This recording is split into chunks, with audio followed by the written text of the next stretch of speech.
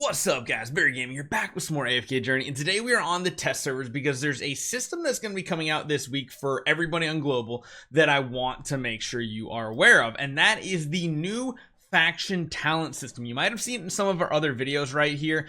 We've had time to invest somewhat into it, and we're going to be talking about that here today. So one thing that is added with this season is we now have this new talent tree system, which there are some choices that you can make. Ultimately, you're probably going to be maxing almost all of them out.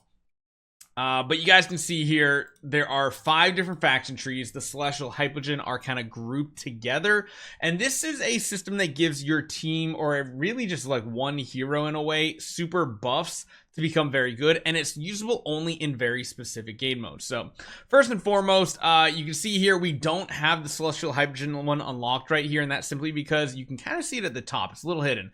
Collect 4 of the same faction to unlock this talent. Currently on this account, I think we only have like 2. We have Scarlita, who's about to be Mythic Plus, and then we have Barile, so we only have 2 of them, so they're not technically unlocked just yet. However, you can essentially get these resources starting with these talent orbs and later in the season talent essence to start upgrading the stage 1 and 2 part of the tree. Because you can see there's stage 1, there's stage 2, stage 3, and stage 4. And you basically acquire these guys here from one very specific place: AFK stage battles. So you'll notice here there are some stages where you're getting these talent orbs and such. And instead of having regular battles and multi-battles, now you have talent trials, which is part of one of the game modes that actually does use this brand new system. So what does this actually look like? Well, when you first just unlock it, this is already activated even at level 0, I believe. The Prime Carrier, which I'll show you guys in a second, is a specific tile you place a hero on, loses 50% of their max HP and gains a permanent shield that can block up to 50% damage when the battle starts. The Prime Carrier becomes unaffected while the shield is active and gains additional 60 attack speed. If the Prime Carrier uses ranged attacks, which in this case right here, Lily May is like the perfect scenario because she only has a range of 3, she can use her range all over the battlefield. Really awesome. That's really cool ability, and each one of these has a different thing. So you might think, oh cool, then I'll put like Odie in the back for Maulers. No, that's not it. Maulers are the Prime Carry is teleported to the nearest area with the most enemies at the beginning of battle, shielding them, dealing damage instantly. So you can see it's very different for every single faction, that each one of these is going to be different. Some of these are kind of cool, like the Lightbearer one summons a shadow when they cast their ultimate again, which is really cool. I'll show you Greyborn real quick. The Prime Carrier selects another rearmost ally as a sacrifice when a battle starts. The sacrifice loses up to 5% of the current HP and recovers 100% of their lost HP to the Prime Carrier, so it's kind of a cool thing. Last and not least, I can't actually show this one to you right now, sadly. I wish I could. All I know is typically I feel like you're going to want to go in for whatever your AFK pushing team is, because that's probably going to be one of the biggest places you're going to get a big benefit. I'll show you guys here in regular battle. There's no such thing. See, there's no special tile. It's always going to be this one right here. However, we go into certain game modes, mainly talent trials, you'll notice there is a special slot right here. See how this slot is like supercharged, and you'll notice up the top here it shows you which one is happening. That is where you place the hero for it to go into effect. So it's kind of cool here. You can see here season faction talents, they even have them for the enemy. It takes 40% more damage from enemies Prime Carrier. So yeah, that's why you really want to front load it. I think they did make a mistake though, because I think what happened here, no, I guess they have a faction. There's one battle in the campaign right now, the story, that's impossible to pass. Like every single person is stuck with it. We'll have to see what happens in the future, but that's neither here nor there. When it comes to talents, you want to make sure you don't make mistakes, because in order to reset these, it depends. So each different stage has different amounts that you can reset.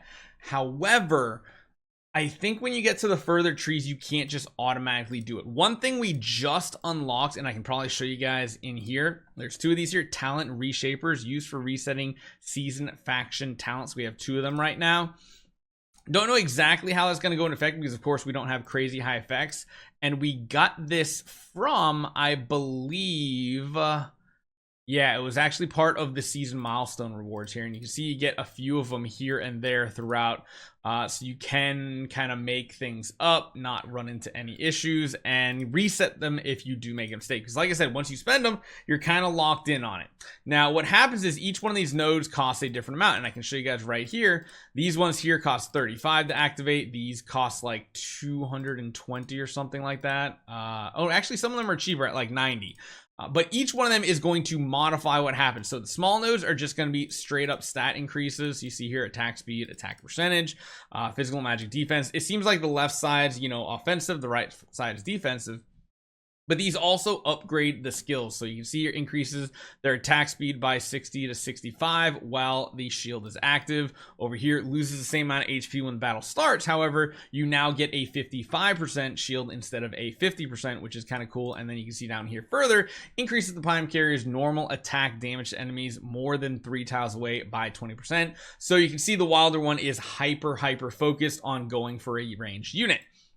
Beyond that, you can notice here, going to stage 2 is not something you do right away. You can't just pump all your resources into a single faction. They do make you spread it out, and you can see right here, it costs 40 to get it all the way done. So for the normal 4 factions, if you don't have Celestial Hypogeans, you need to max them all out, essentially. If you do have Celestial and Hypogeans, and you have that 5th tree open, then I think technically you can kind of mix and match and do things how you want. I've already finished the Mauler one as well. The Mauler one, you can see the permanent shield goes up to 45% when you teleport. The damage to adjacent enemies go up by additional 10%, and you gain 30 drain life to their damage. This one is pretty big, I feel like. This one is really good. I really like it. Because you take like a melee hero like Shakir or something like that, teleport them right into the enemy. They get life drain for their quick attack speed. They're also dealing damage to adjacent enemies. Really cool system. But I want to make sure you guys don't make a mistake. Don't like invest in a tree too soon if you don't use those heroes, because you want to really, and honestly, my main opinion here, whoever you use for AFK stage pushing, that's the one you really want to try to use the most. Whatever you think is going to be the best for your account, that's what you need to do. Because if you invest like over here, but then you're not really using like, you're not using the Arden, Aaron, Lily May type strategies or anything, is kind of wasted. And then it does take some time. You can see here, this is about a week of progress, and we're not even ready to move on to stage 2 just yet. You don't have an infinite number of talent orbs, so just remember, is very basic what you're gonna be able to do. If you want a full breakdown of what's gonna happen, you can see right here the team buffs portion, the faction tile, and there's only been a couple other game modes I've noticed this usable in. It's not a lot, so I don't know what they're going to do with it, but we will have to see how it turns out. I do like the idea of talent, like talent trees, and I do hope that is something to stay. It feels very old school RPG, and I really like it. So don't make any mistakes. Make sure you guys investing these things like properly. After a few days, it does seem like they do kind of reward you with some talent reshapers to let you redo it if you do make a mistake, but just try not to. It's always better to save resources for a rainy day and try to make smarter plays. Hopefully you guys enjoy this one. Hit that subscribe button. I'll see you guys next time.